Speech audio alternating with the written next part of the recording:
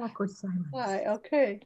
So on behalf of Education USA Qatar and in celebration of International Education Week, we'd like to welcome you to today's webinar about English as a second language programming in the United States.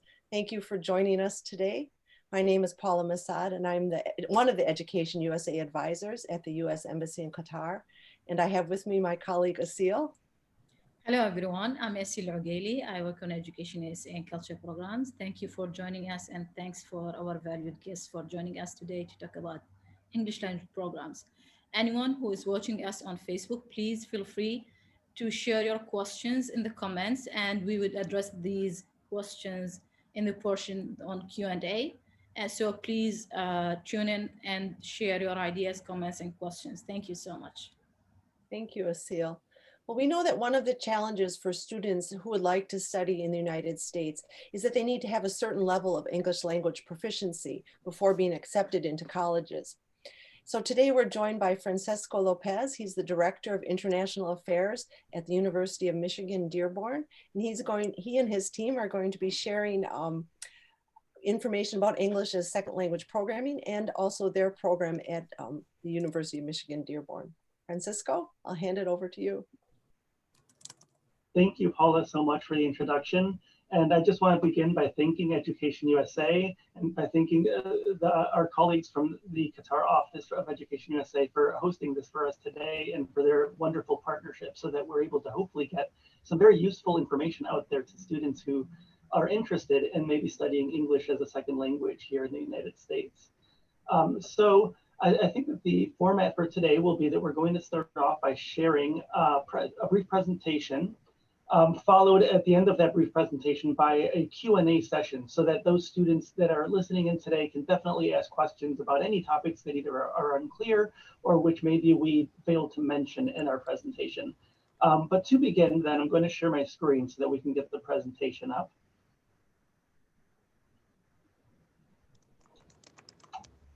I hope everyone can see it.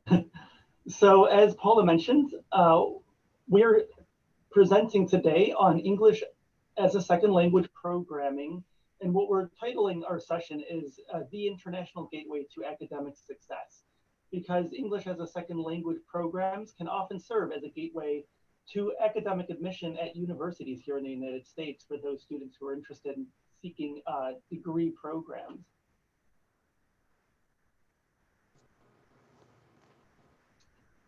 So my name, as Paula mentioned, is Francisco Lopez. I'm the Director of International Affairs here at the University of Michigan-Dearborn. And I'm very fortunate today to be joined by my colleagues from the university, from the English Language Proficiency Program. And I'll give them the opportunity now to go ahead and introduce themselves. Hello, everyone. My name is Natalie Kuhn, and I am the Assistant Coordinator in the ELPP program. So I handle admissions and CVIS I-20 issuance as well. So if you ever have any questions, I'd be the one you could reach out to directly.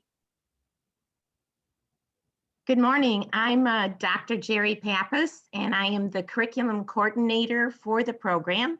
And I'm also one of the lead instructors for the program. We have designed our program to be an interactive, communicative language instruction program. And we value all of our international students, the cultures that they bring to us. And we try to engage in a reciprocative type of instruction where we learn from you as well as when you learn from us. Good morning, and I'm Sharon Westwood, and I work with Natalie and Jerry and Francisco to assist with anything they need help with, and often, meet with the students when they come in the office just to say hello and to have another face for them to communicate with. So that's what I usually do. Thank you. Well, thanks everyone for introducing yourselves. So to get started, I thought we would begin by providing a little bit of an overview about what we plan to present about today. So as we mentioned, the presentation is being presented today by the English Language Proficiency Program of the University of Michigan-Dearborn. And the session is going to review the entire ESL student life cycle, really, from admission through the immigration process and on through English language proficiency. Additionally, we're going to spend some time covering student transitions from English as a second language study to degree programs at the university.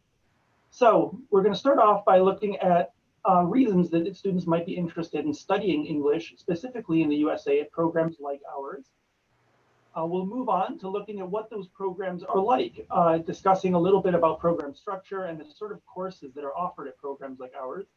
And then finally, thinking of these programs as truly a gateway to academic success for those students who are interested in going beyond English language proficiency and potentially joining a university degree program after achieving English proficiency. And then at the end of this session, we're going to give everyone an opportunity for questions and answers as well. So to begin, we'll start off by discussing a little bit about studying English in the USA, and just to give everyone a little bit of background on the different kinds of English programs that are available in the USA and some of the characteristics and differences amongst those different programs. So a bit of definitions first. English programs like the English Language Proficiency Program at the university here are often referred to as IEPs. This is an acronym that you'll probably hear often if you're interested in studying English as a second language. What it refers to is that these are intensive English programs.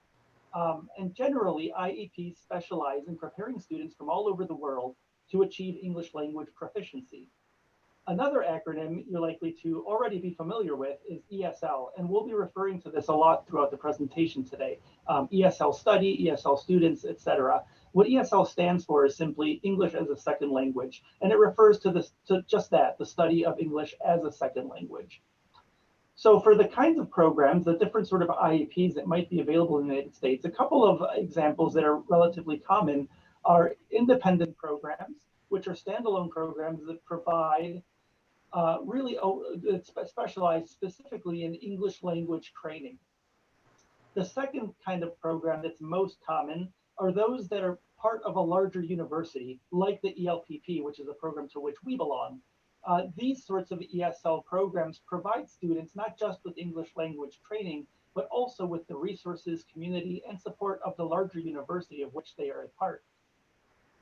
So there are benefits, pros and cons, of course, in all the different sorts of varieties of programs that are available throughout the USA. And what I really want to emphasize today is that what's most important for students interested in studying ESL in the States is choosing the program that's right for you. Looking at those differences amongst the different programs and thinking about what program is going to be the right fit for the kind of study that you are most interested in. And we're hoping that today's presentation will start to get you to understand some of those differences so that you can try to make the right decision for your future studies.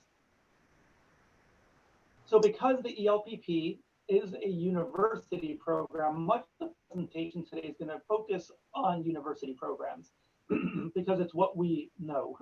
So generally, these university programs are part of a larger university, as I mentioned. The ELPP, which we belong to, is part of the University of Michigan-Dearborn, for example. And these programs, one of the main characteristics is that they're truly designed to prepare students for future success in an academic degree program. So some characteristics you'll find of programs like these is they tend to be more rigorous, they may have higher standards, and most importantly, they're going to try to prepare students for proficiency in English beyond, just conversational proficiency, but rather to really prepare students for academic study. This is usually part of the mission of the programs that belong to universities, because of course, as being part of a university, the mission of the overall institution is most closely associated with academic study, not just with learning, for example, conversational English or getting by with just a bit of English that way. A couple of other characteristics that I think are important to emphasize about university programs is they go beyond just the classroom where students learn English. They really will provide an immersive experience of campus life and American culture. They also will provide students with university facilities and resources, which at state universities like Michigan are truly state of the art. So although you'll be an ESL student in an IEP, you'll still have at your disposal all of the resources that are available to all of university students, which include the buildings as well as the libraries and many other things that will support your study throughout your time at the institution. Furthermore, what I believe to be a great advantage of university programs is that they're usually designed to provide a seamless transition for ESL students into academic degree programs. And we're going to talk a little bit more about how that works later in the presentation. Francisco, I don't mean to interrupt your presentation. You're not in presentation mode.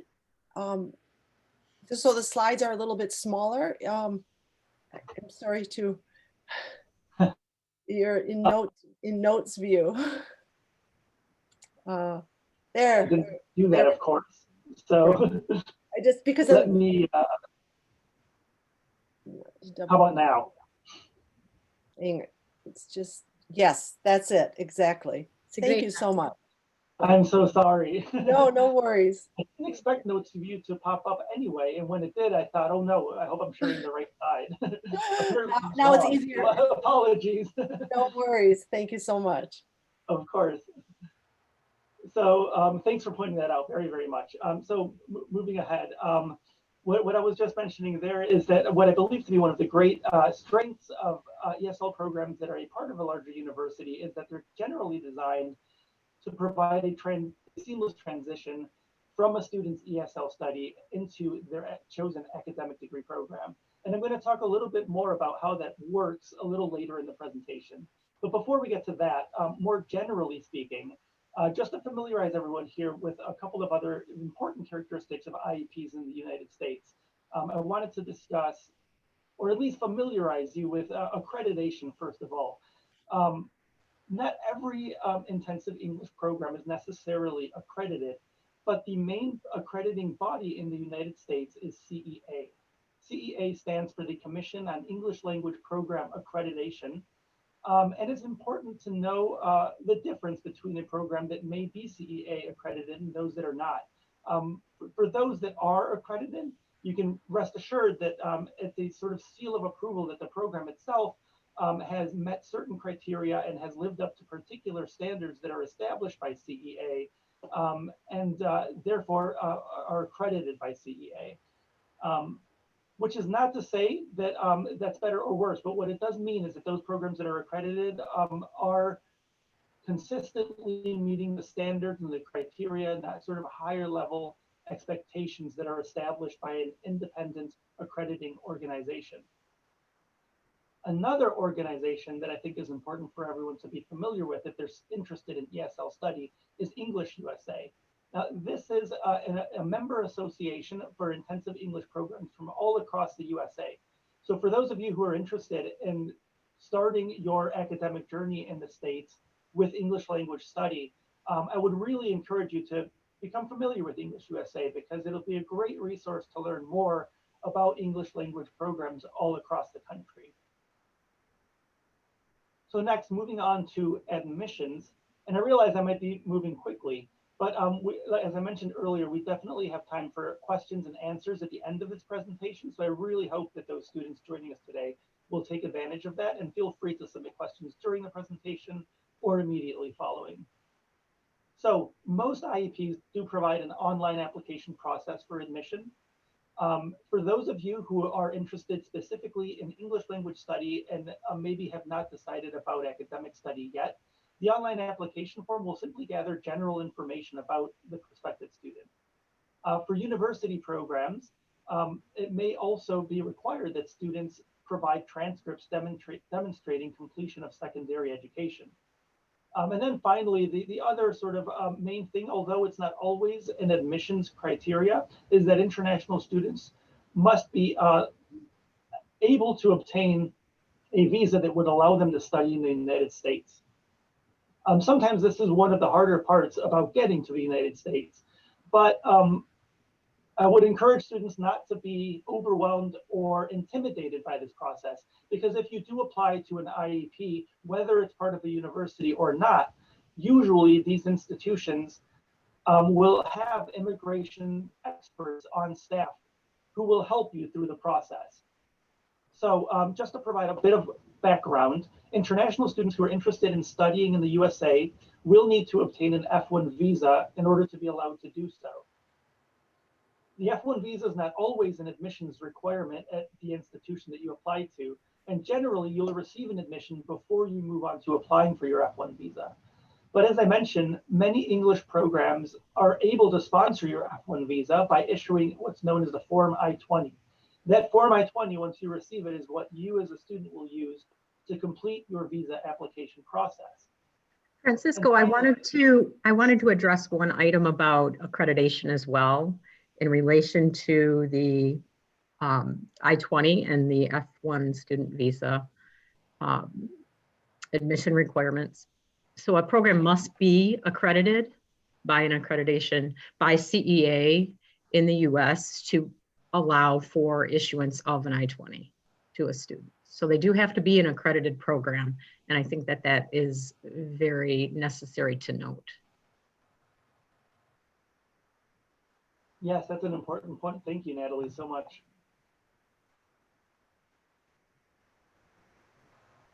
So for those that are accredited and that are able to sponsor your F1 visa, they will have people on staff to help you through the immigration process with the requirements that you'll need to submit in order to receive your I-20, as well as with what you'll need to complete in order to actually apply for the visa and then be able to join us here in the United States.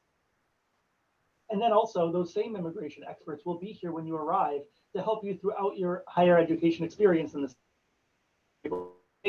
your immigration status and make the most of your academic program.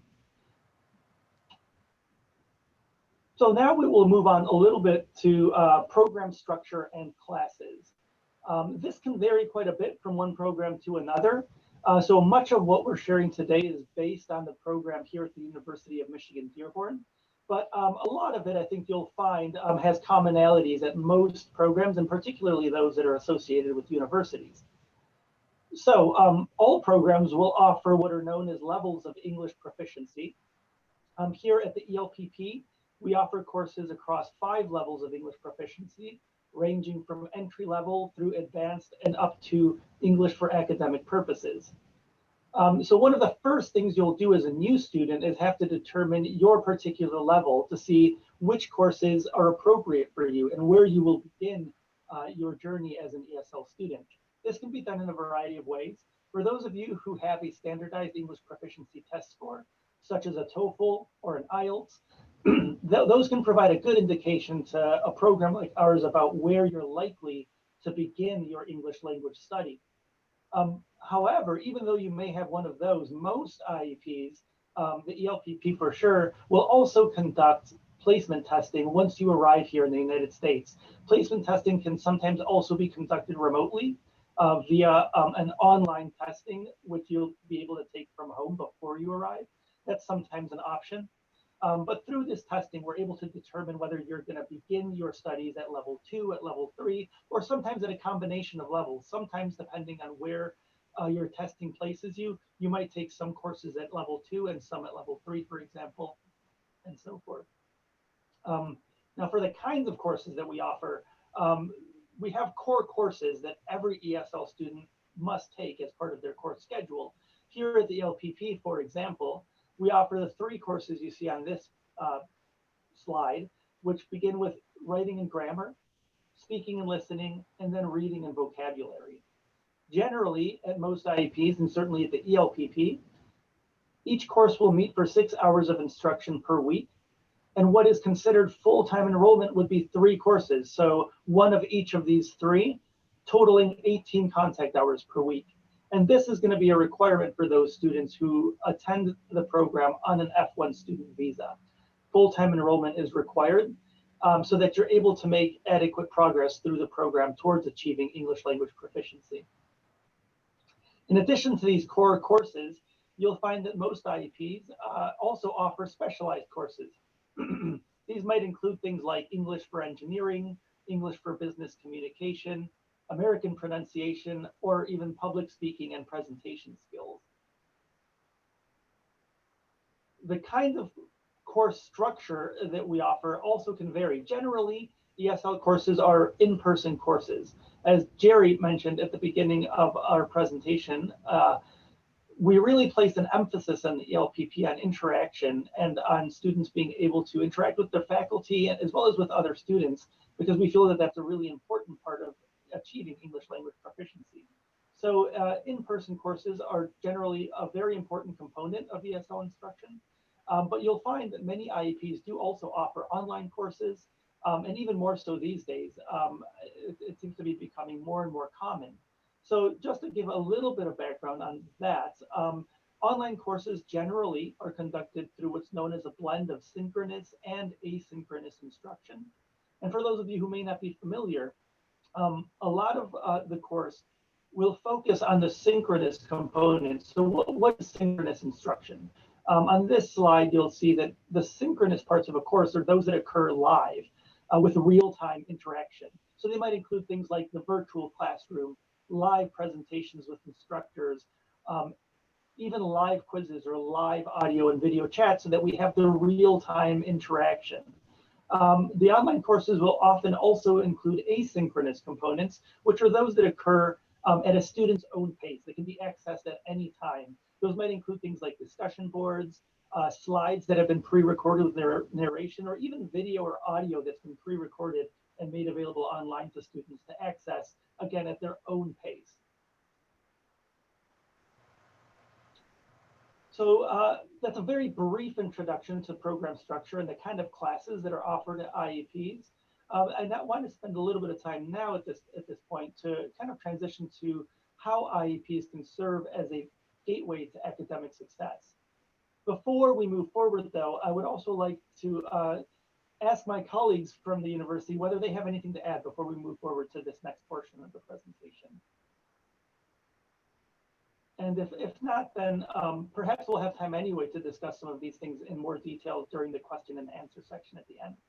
Yeah. So what we mean by a gateway to academic success is that at university IEPs like ours, we focus on English for academic purposes. So English programs that are part of a university are usually designed to prepare students for academic success at the university level. They're really intended to get students to a level of English proficiency, not just to meet test score requirements for admission, but truly to enable those students to thrive once they enter those academic programs. So therefore, there's often a focus on ensuring that students not only achieve conversational proficiency, but that they also learn the more rigorous skills of writing, reading, speaking, and presentation that will be expected in an academic degree program. So there are many ways that university IEPs are able to do this, but I wanted to focus on a couple of different things in the next few slides. So accredited IEPs that are able to sponsor your F1 student visa are also able to offer what's called pathway classification. So generally speaking, when you place at a particular level an IEP, whether that's level 2 of ESL or 3 or 4 or whatever the case might be, generally students make progress of a level per semester. So if you initially placed at level 2, generally you're expected to progress to level 3 for the following semester and so forth. Upon achieving level 4 at accredited IEPs like ours, students then become eligible for what's known as pathway classification. What this means is that you'll have a semester in which you'll be able to enroll in your academic program while simultaneously continuing to take ESL courses. So a pathway semester of your first academic courses while you finish your English language proficiency courses. And what this looks like is your class schedule would consist of 2 ESL courses and at the same time 2 academic courses. What's really wonderful about this is that the pathway semester truly provides students with a seamless transition into their academic program. The additional support that is provided through a pathway semester, we truly believe enhances students' ability to succeed in their academic program. Rather than finishing ESL and just going directly into a full-time course load of academic study, you have the opportunity to have continued support through the ESL program into the first semester and sometimes even into the first year of your academic study, to make sure that you're able to make the most of it, and to make sure that you have that additional support that will help you thrive in your program, to hopefully go on to really truly succeed in the academic program as well. So IEPs that belong to a university can extend support into your academic years, even beyond the time that you finish taking ESL courses. Another thing that's really wonderful about IEPs that are connected to universities is that they can sometimes offer conditional admission. This is truly a unique characteristic of university IEPs, as it can provide students with the opportunity to receive an admission into an academic degree program based on the condition of being able to achieve proficiency first through the English language program. This is usually available to students who meet admissions requirements, except for English language proficiency. So if you have the academic requirements that you'll need to get into an undergraduate or graduate degree program, the sufficient grades from your high school or from your previous undergraduate degree program, and the only thing that you're lacking is English language proficiency, then you may be eligible for a conditional admission, which will upfront give you that ability and the confidence to know that you're working towards the degree program, and that the only thing you need to do to get there is to go through the English program first. And this can really open a whole world of opportunity for academic study. At the University of Michigan-Dearborn, we have 4 different colleges, including the 4 you see here on the screen, which are the College of Arts and Sciences and Letters, which includes programs in things like biology and chemistry, history. We also have the College of Engineering and Computer Science, which includes programs in, of course, engineering and computer science, but also things like robotics, electrical engineering, and automotive engineering. We also have the College of Education, Health and Human Services, with many programs in the fields of education and health and human services, as well as the College of Business. So it's possible when you apply to the university to receive a conditional admission into one of those particular degree programs, and then embark on your ESL study with that goal in mind of eventually making that seamless transition into the degree program. And I think that's really important to emphasize. So to kind of drive the point home, and to give you sort of an overview of what the ESL student journey might look like, I've kind of put together this sort of a timeline, which would begin with applying to the university, being eligible for conditional admission. And even if you're not, that's something we can help you with further on down the road. But if you do receive a conditional admission up front, the IEP will then assist you with the immigration process, if it's an accredited IEP that belongs to the university, of course. Then you'll arrive in the USA to begin your ESL study and progress through the levels of English proficiency, which, as I mentioned before, are usually a level per semester. And then upon achieving level 4, you would be eligible for a pathway semester, which would provide a seamless transition into your degree program, which you would complete the transition in the following semester and then work towards graduation and hopefully success at the university level. So I hope that that's a helpful sort of overview of what the student experience might look like through an ESL program, especially one that's connected to a university. And I now want to move forward and just really briefly provide a quick introduction to the program that we're representing, which is the English Language Proficiency Program, and which is a part of the University of Michigan-Dearborn. To give you just a quick idea, we're located just outside the city of Detroit in what's known as Southeast Michigan. And you can see from this map that it's located west of New York City, slightly east of Chicago. So hopefully this gives you a little bit of orientation about where we are in the country. And again, to give you a little bit of an idea of what studying ESL at a university might look like, a couple of other important things to note are that even though the ESL program itself might be just one relatively small program with maybe tens of students, because it's part of a larger university, it really will allow students the immersive experience of being sort of part of a much bigger community. At Dearborn, for example, we have over 9,000 students, which includes around 500 international students, which come from over 100 countries, right? And because we're part of a larger university, we can help with things like student housing, cultural experiences, which might be facilitated also through more than 150 student organizations we have connected to the university. And then, of course, to kind of drive the point home, we have a beautiful university campus where we are located as well, which of course, we believe will enrich your experience as an ESL student and then on into your academic degree program also. So I hope that that helped to provide a little bit of a background and a little bit of information about ESL programs that maybe you didn't know about before. But now at this point in the presentation, I think we could probably move on to questions and answers. Maybe just before doing that, if any of my colleagues have anything to add before moving on to Q&A, this would be a really good time.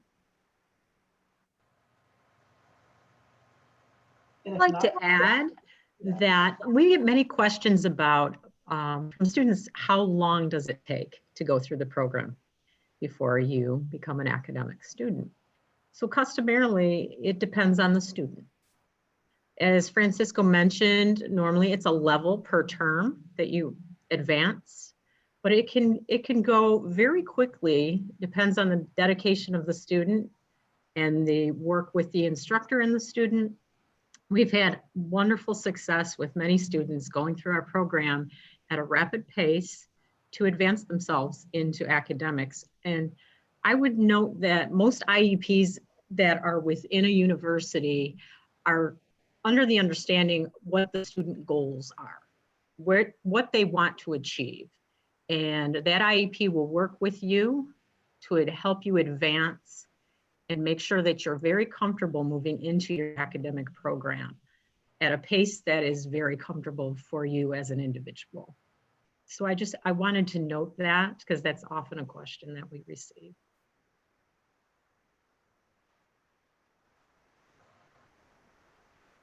Jerry, I think you're muted. Terry, I think you're muted. I am. This is the 2020 word. You're muted.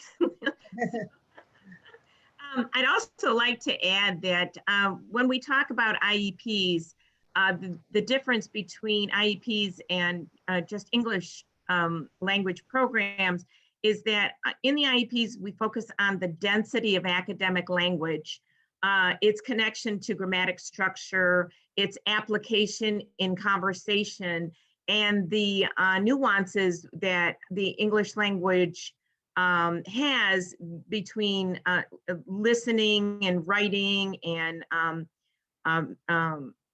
reading. So there's many things that IEPs provide in understanding how the English language works, especially in the academic setting, because academic language is so dense. So I think if you're looking for success in academics, research, in communication, the IEP is the way to go to actually provide you with the tools that you will need to be successful.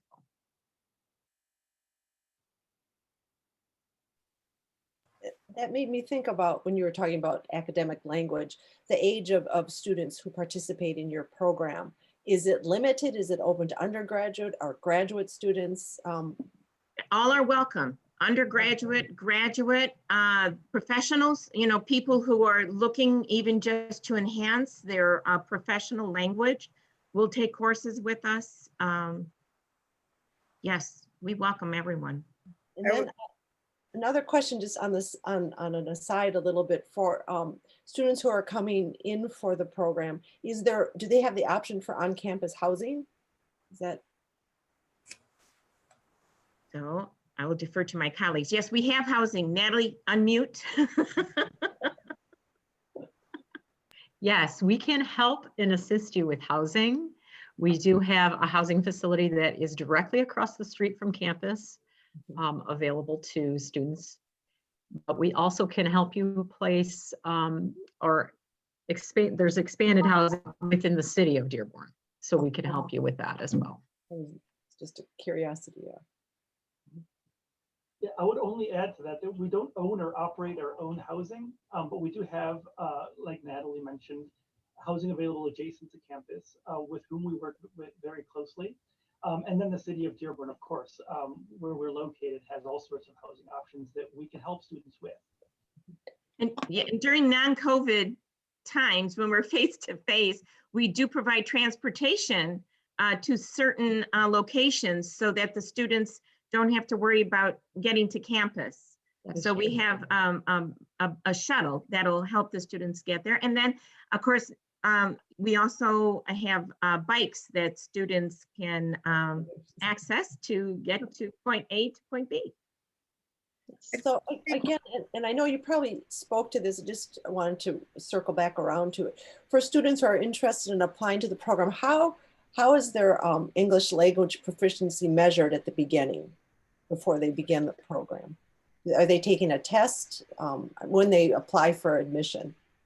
So yes, actually, we do have a placement test Okay. that we can run. What normally will happen if a student has a previous testing score within a 2-year time frame of taking that test, we will use that information to help validate what score or what proficiency level that student is at.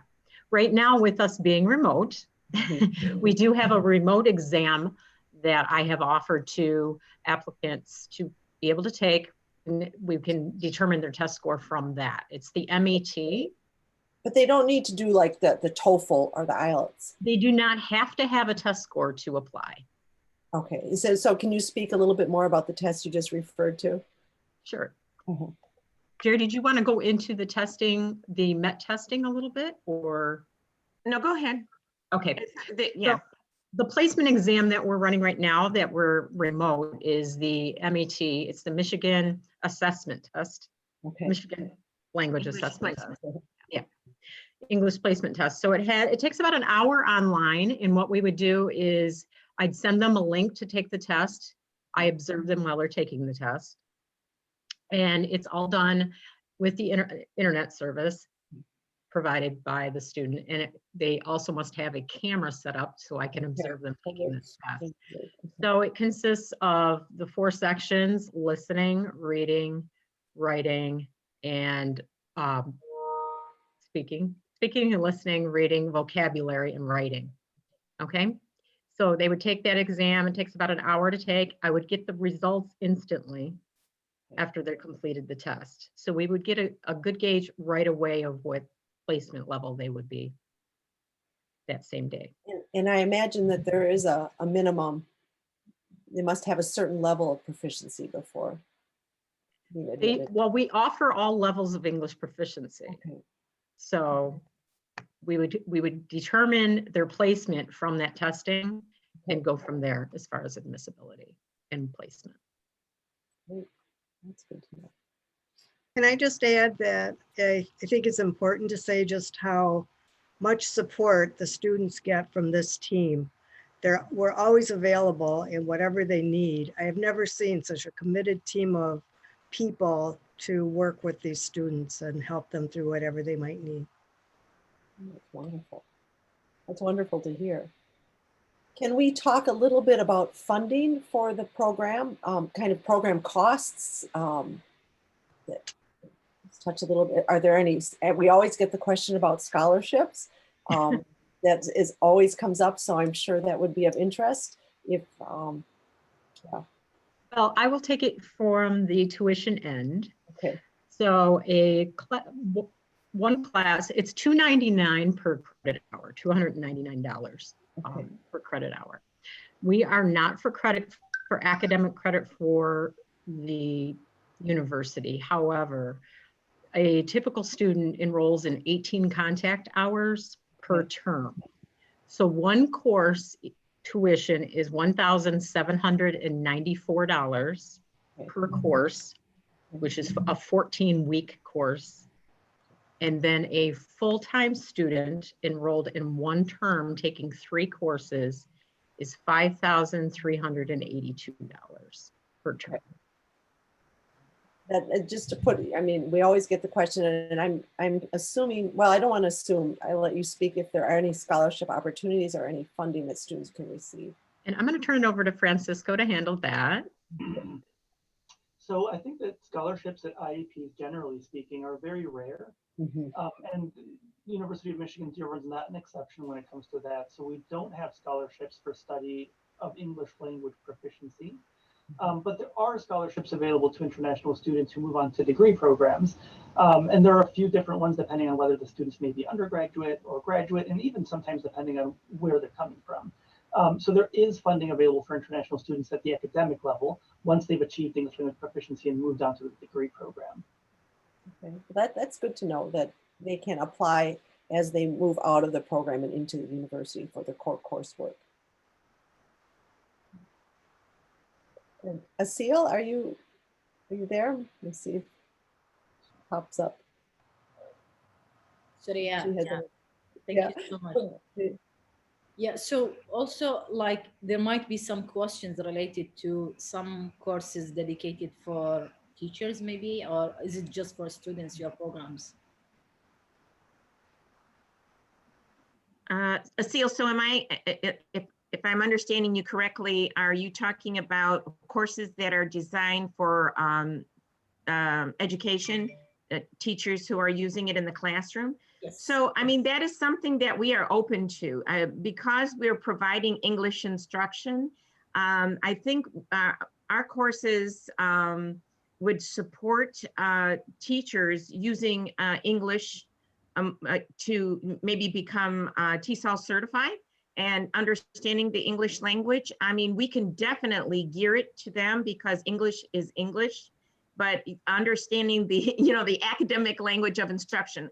I'm a former elementary teacher, so, I totally understand the jargon of English in education. And so definitely we can provide that also. Absolutely. We love to have teachers come our way.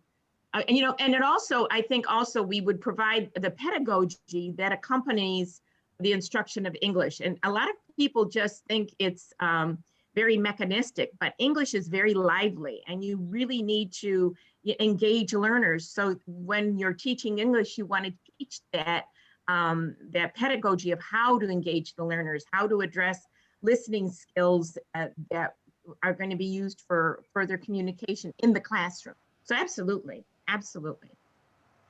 One thing I'd like to mention in regards to interaction, we offer many events. We include the students in events that give them an opportunity to use their speaking skills and their interaction using English. We take a very careful preparation to allow them to engage in environments where they can practice. So we know practice of your English is so important to become proficient. So we also include those events and things. That's great because the only way they're going to improve is actually by speaking and using the language and gaining that confidence. That's absolutely difficult. Application and experience, and that gives that creates a relaxed after they get over that initial presentation or that. Then you're relaxed and you have that English confidence moving forwards. We incorporate those events into the instruction, right, Jerry? Yes. Yeah, I think it's important to emphasize also that this is a wonderful benefit of being part of a larger university community as well, right? So Jerry mentioned that although we don't own our own housing, because we are part of a university, we can provide transportation to that housing where students are living. Likewise, even though we do have these sort of cultural immersion experiences as part of the curricula in our IEP, there are also a plenitude of other culturally immersive experiences on campus because we're part of a diverse and enormous population of students from all over the world. So, our students can join student organizations, they can go to the library, they can participate in events on campus, attend lectures, etc. Right? And all of that is because of the framework that's afforded to us by being part of a larger university. So it really enriches the experience, I think, as opposed to being sort of a one-off. Inclusion is very important on our campus. Yes. And it's especially emphasizing diversity and including our domestic students along with our English language learners. And we do provide opportunities such as the language circles where we have conversation circles where we have students come together with our domestic students. And maybe some of them are learning Arabic or learning another language, but they're sharing with the authentic speakers. And and it also is an intercultural experience that expands their global awareness and expands their understanding of different cultures. So we try to provide those opportunities and try to add additional, whenever we I have a creative idea that can foster that inclusion, we offer that to our students also.